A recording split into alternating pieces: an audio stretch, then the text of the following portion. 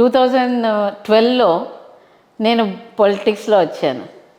మరి అదే రోజు మా నాన్నగారు బతుకున్నారు. అదే రోజు నాకు ఎంపీ సీటో ఎమ్మెల్యే సీటో ఇవ్వాలి కదా, ఏదో పెద్ద నామినేటెడ్ పోస్ట్ ఇవ్వాలి కదా. మరి ఈరోజు వరకు అట్లాంటిది ఏం లేదు కదా. మా అమ్మగారు అక్కడ జాలోర్ సిరోహి రాజస్థాన్కి పోయి గెలిచారు, కానీ మళ్ళీ ఆ సీట్ ఇవ్వలేదు కదా మాకు. సో ఎందుకు నాన్నగారి పేరు చెప్పుకొని మా నాన్నగారు నన్ను ప్రమోట్ చేయలేదు కదా, నా కూతురికి ఇది ఇవ్వాలి, నా కూతురికి అది చేయాలని. మీరు ఎక్కడ చూశారు మా నాన్నగారు ఏదైనా మాకు ప్రమోట్ చేసేది?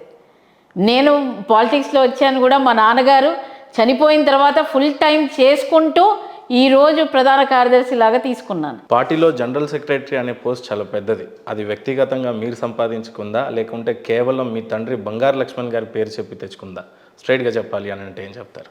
వ్యక్తిగతంగానే నేను పనిచేశాను ఈ పార్టీలో పని చేస్తేనే నాకు ఆ పోస్ట్ ఇచ్చారు, అంతేగాని బంగారు లక్ష్మణ్ అనే పేరు మీద అయితే రాలేదు. ఎందుకంటే 2012 నుండి నేను తరచూ, దానికి ముందు కూడా నేను సభ్యత్వం తీసుకొని ఉన్నాను పార్టీలో, కానీ 2012 నుండి ఫుల్ టైం, అంటే 2015 అయితే ఇంకా ఫుల్ టైం దీంట్లోనే ఉన్నాను.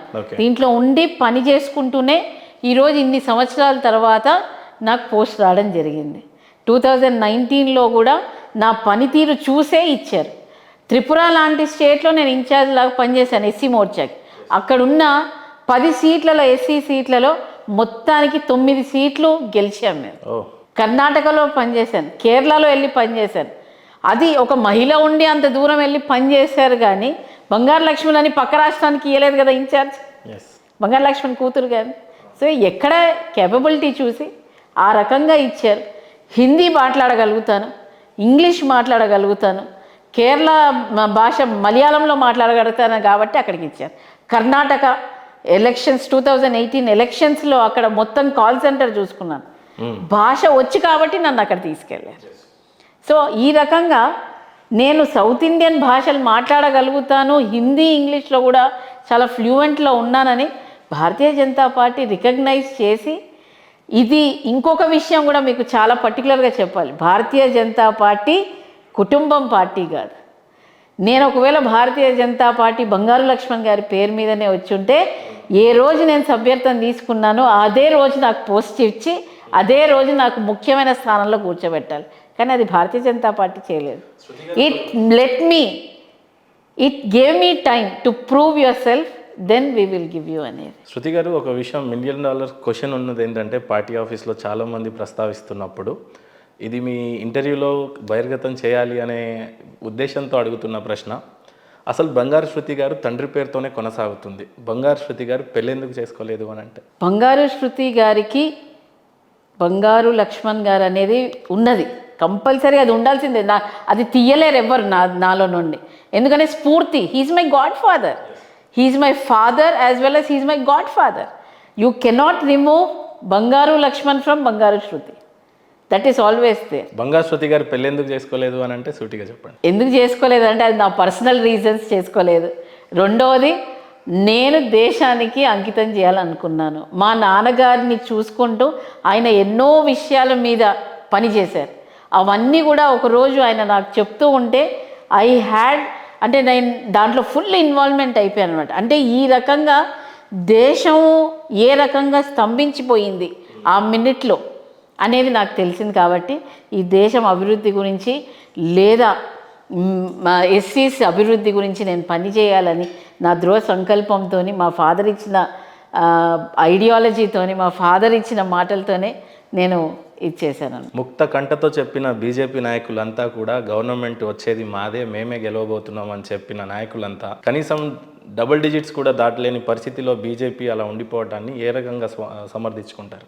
మేము కంపల్సరిగా వస్తామని చెప్పాం. మేము 1 సీట్ నుండి 8 సీట్లకు వెళ్ళాం. మేము ఒక ఏరియాని మొత్తం కూడా నార్త్ తెలంగాణ అంతా కూడా స్వీప్లో పెట్టాం. మేము 28 స్థానాల్లో మేము 2వ ప్లేస్లో ఉన్నాం.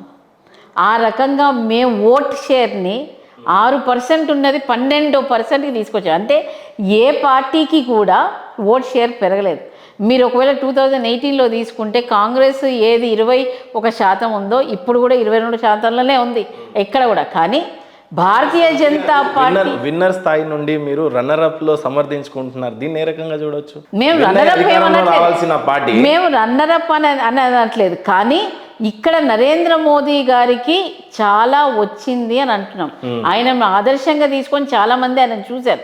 కానీ కొన్ని స్థానాల్లో కాంగ్రెస్ చేసిన ఆ వాగ్దానాలు 6 వాగ్దానాలు ఏమున్నా కానీ అవి పనిచేసాయేమో కానీ ఎక్కడ కూడా వాళ్ళ ఓటింగ్ అనేది పెరగలేదు అని అంటున్నాను. శృతి గారు, సూటి ప్రశ్న ఏంటంటే బండి సంజయ్ గారిని తప్పించకుండా ఉండుంటే పార్టీ పరిస్థితి ఇంకోలా ఉండేదని కొంతమంది అంటుంటారు. మీ వ్యక్తిగత అభిప్రాయం చెప్పండి. బండి సంజయ్ గారిని తప్పించి బీజేపీ తప్పు చేసిందా అంటే? అదేమి కాలేదు. తప్పు ఎక్కడ కూడా భారతీయ జనతా పార్టీ అనేది ఒక్క నిమిషం గురించి ఆలోచించే పార్టీ కాదు, ఫ్యూచర్ గురించి ఆలోచించే పార్టీ, ఫ్యూచర్ గురించి ఎప్పుడు ఆలోచన పెట్టుకునే పనిచేసే పార్టీ.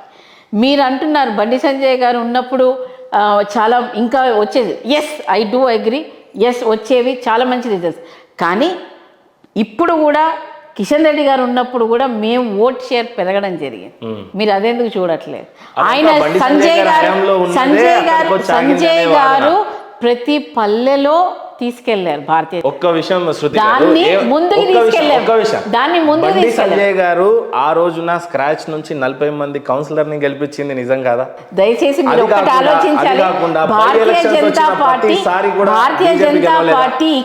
భారతీయ జనతా పార్టీ ఈ రాష్ట్రంలో ఉన్నప్పుడు కూడా, ఉమ్మడి ఆంధ్రప్రదేశ్ ఉన్నప్పుడు కూడా అక్కడ మేము అప్పుడు కూడా 18 ఎమ్మెల్యేలు గెలిచాం. మీరు అనొద్దు ఇక్కడ స్క్రాచ్ నుండి అనేది. ఉమ్మడి దగ్గర ఉన్నప్పుడు కూడా మేము 18 గెలిచాం. మేము దీపం గుర్తులో ఉన్నప్పుడు కూడా ఇక్కడ దీపం గుర్తు ఉన్నప్పుడు కూడా మేము ఈ రాష్ట్రంలో ఉన్నాము. దయచేసి స్క్రాచ్లో ఎక్కడ లేదు. పల్లె నుండి తీసుకొచ్చింది వాస్తవము. అక్కడ అందరం పనిచేశారు. మా ఉన్న సీనియర్ నాయకులందరూ కూడా, మా నాన్నగారితో కలుపుకొని వేరే సీనియర్ నాయకులందరూ కూడా భారతీయ జనతా పార్టీకి పనిచేసిన వాళ్ళే. మేము అప్పుడు కూడా ఇక్కడ నుండి ఎమ్మెల్యేలను ఇచ్చాము, ఎంపీలను ఇచ్చాము. ఇక్కడ నుండి కూడా అటల్ బిహారీ వాజ్పేయి గారి గవర్నమెంట్ ఉన్నప్పుడు ఇక్కడ నుండి 4 ఎంపీలు అయ్యారు. మీరు దాన్ని ఎట్లా అంటారు స్క్రాచ్ నుండి అనేది? స్క్రాచ్ నుండి అనేది చాలా తప్పు. దాన్ని ఒక స్థితికి తీసుకొచ్చిన తర్వాత సంజయ్ గారు దాన్ని ఒక లెవెల్కి పెంచారు. బండి సంజయ్ గారిలో లేనిది కిషన్ రెడ్డి గారిలో ఏం చూసి పార్టీ ప్రెసిడెంట్ని మార్చారంటే ఏం చెప్తారు మీరు? కిషన్ రెడ్డి గారు చాలా అనుభవం ఉంది.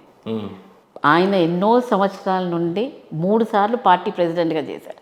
ఒక పెద్ద రాష్ట్రానికి 42 ఎంపీస్ ఉన్న రాష్ట్రానికి ఆయన నాయకత్వం కూడా పెంచారు. దాంట్లో మేము భారతీయ జనతా పార్టీ ఒక స్టాండ్ తీసుకుంది, ఒక బీసీ ముఖ్యమంత్రిని చెయ్యాలని. ఇన్ని సంవత్సరాల నుండి ఇక్కడ 1948లో ఈ రాష్ట్రానికి ఇండిపెండెన్స్ వచ్చిన తర్వాత కూడా ఇప్పటి వరకు 75 ఇయర్స్ వరకు కూడా ఒక బీసీ ముఖ్యమంత్రి లేడు. మా పార్టీ ఆలోచించింది, మేము ఒకవేళ బీసీ ముఖ్యమంత్రి పెట్టాలని అంటే ఒక బీసీని పెట్టి రాష్ట్ర అధ్యక్షుడు మరి బీసీని పెట్టారంటే అది కూడా ఒక కాంట్రవర్షియల్ వేస్తుంది. ఎందుకంటే ఒక బీసీ ఉండి అందుకే బీసీని పెట్టారా అని. We didn't wanted that. మేము ఒక ఓసీని పెట్టి చూడండి, ఒక ఓసీ మా పార్టీకి ప్రెసిడెంట్ అయినా మేము మాత్రం బీసీ చీఫ్ మినిస్టర్ని ప్రొజెక్ట్ చేస్తున్నాం అనే విషయం మేము ప్రజలకు తెలియదు. ఆ విషయంలో ఎందుకు వైఫల్యం చెందింది మరి బీజేపీ? ఎందుకు బీసీ వాదాన్ని ఆ బోర్డుని తీసుకొచ్చి ముందు పెట్టినా కూడా బీసీలు ఎందుకు ఆదరించలేదు అంటే? ఇది ఇప్పుడు వ్యక్తిగతంగా మీరు అట్లా ఇది చేసినా కానీ మాకు బీసీలలో కూడా నేను చెప్తున్నాను కదా, ఆ 12% మాకేది ఓట్ షేర్ ఇంక్రీజ్ అయిందో దాంట్లో బీసీలు ఎస్సీలు కూడా అయ్యారు. ఆ ఓట్ టర్న్ అయ్యింది, ఆ ఓట్ షేర్ పెరిగింది వాళ్ళ దాంట్లో. ఆ వర్గాలలో కూడా భారతీయ జనతా పార్టీ వెళ్ళగలిగింది. ఎస్సీలలో చాలామంది మాకు అంటూ ఉంటారు ఎస్సీలలో అసలు భారతీయ జనతా పార్టీ లేదని. కానీ మీరు ఆ ఓటింగ్ ప్యాటర్న్ తీసుకుంటే కనుక అక్కడ మాకు బీసీలలో యాజ్ వెల్ యాజ్ ఎస్సీస్లలో ఆ ఓట్ షేర్ పెరిగింది. డబుల్ అయ్యాము, 6 నుండి 12% అయ్యాము. It is double what we have increase. So ఎక్కడ కూడా భారతీయ జనతా పార్టీ లేదు. ఒక పక్క బీజేపీ ఓటు షేర్ పెరిగినప్పటికీ మహామహనీయులే ఓడిపోవటం ఏ రకంగా చూడొచ్చు? ధర్మపురి అరవింద్, బండి సంజయ్, ఒక పక్క ఈటల రాజేందర్, వీళ్ళంతా ఓడిపోవటాన్ని ఏ రకంగా చూస్తారు? ఇది ఇప్పుడు ఓటమి గెలుపు అనేది ఎవరికైనా సహజమే, అదేం పెద్ద దాన్ని ఇది తీసుకోవాల్సిన అవసరం లేదు. కానీ వాళ్ళు ఓటమి బాధాకరం, బట్ అక్కడ ఉన్న సిచ్యువేషన్ బట్టి ఏ రకంగా అందరు ఆలోచించారో అనేది దాన్ని బట్టి ఉంటుంది. అక్కడ ఇప్పటివరకు మీరు ఒకవేళ ఆ 3 సీట్లు తీసుకుంటే గనక బండి సంజయ్ అన్న గారు ఎన్నో సంవత్సరాల నుండి అక్కడ పనిచేస్తున్నారు, యాజ్ ఎ కార్పొరేటర్గా చేశారు. మీరు ఓట్ షేర్ చూడండి, లాస్ట్ టైం ఎంత ఓట్లతో ఓడిపోయారు, ఇప్పుడు ఆయన ఎన్ని ఓట్లతో ఓడిపోయారు. మేము ఒకవేళ కనుక కోరుట్లా చూసుకుంటే ఇప్పటివరకు అక్కడ పార్టీ లేదు, అంటే పార్టీ లేదని అంటే మేము క్యాండిడేట్ని సరైన క్యాండిడేట్, కానీ అక్కడ అరవింద్ గారు కేవలం 9,000 ఓట్లు 7,000 ఓట్లతో ఓడిపోయింది. ఇక్కడ మనం ఒకవేళ కనుక ఈటల రాజేందర్ గారిది చూసుకుంటే ఓటు మీరు చూడాలి ఎంత ఓటు సంపాదించామనేది. లాస్ట్ ఎలక్షన్స్లో ఇప్పుడు ఎలక్షన్స్లో ఆ 3 కాన్స్టిట్యున్సీస్లో మీరు అన్నట్టుగా పర్టికులర్గా ఆ 3 కాన్స్టిట్యున్సీ తీసుకుంటే మా ఓట్ షేర్ ఎంత పెరిగింది. ఒక పక్క వీళ్ళు ఓడిపోవటాన్ని ఈ రకంగా పెడుతుంటే ఒక పక్క డికే అరుణ కావచ్చు, డాక్టర్ లక్ష్మణ్ గారు కావచ్చు, కిషన్ రెడ్డి గారు కావచ్చు, కొండ విశ్వేశ్వర రెడ్డి కావచ్చు, వీళ్ళంతా కంటెస్ట్ చేయకపోవటాన్ని ఏ రకంగా చూడవచ్చు? మేము ముందే మా పార్టీ, మేము భారతీయ జనతా పార్టీ అనేది ఒక ఐడియాలజీగా నడుస్తాము. దాంట్లో we wanted to project BC chief minister. So వీళ్ళందరూ కూడా చాలా మంచి ఆలోచనతోని బీసీ చీఫ్ మినిస్టర్ చేయాలి. సో అందుకనే బీసీలను ప్రొజెక్ట్ చేయాలి. మీరు ఒకవేళ కనుక మేము క్యాండిడేట్స్ చూస్తే కూడా మేము 70 to 80% బీసీలకు ఎక్కువ ప్రాధాన్యత ఇచ్చాం. సో అదే రకంలో వాళ్ళు కూడా ఆలోచించి లేదు మా కాన్స్టిట్యున్సీస్లో కూడా మేము బీసీలను ప్రొటెక్ట్ చేయాలనే విషయంతోనే వాళ్ళు అది తీసుకోవడం జరిగింది.